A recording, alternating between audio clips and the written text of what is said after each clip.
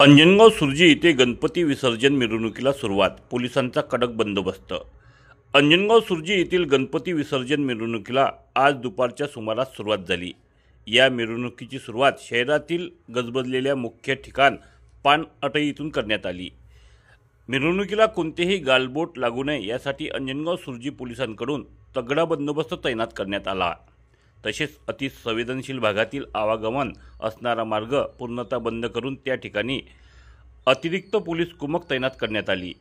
आज 6 सप्टेंबर रोजी दुपारपासूनच गणपती विसर्जन मिरवणुकीला सुरुवात झाली। चौकात मानाचा गणपती म्हणून श्री विठ्ठल मंदिर येथील गणपती प्रथम रांगेत लागला। ही मिरवणूक पानअटई इथून मोमीनपुरा, ढोमनपुरा, संत गुणवंत बाबा चौक, संगत संस्थान, तेलीपुरा, सावकारपुरा, सरापा लाईन, चावडी चौक, शनिवार पेठ, पानअटई मार्गे विठ्ठल मंदिर इथपर्यंत काढण्यात येणार आहे। मिरवणुकीची वेळ रात्री 12 वाजेपर्यंत असून शहरातील 39 गणेश मंडळ मिरवणुकीत सहभागी झाले। शांततेच्या मार्गाने मिरवणूक ही अतिसंवेदनशील भाग असलेल्या मोमीनपुरा मस्जिद इथून काढण्यात आली।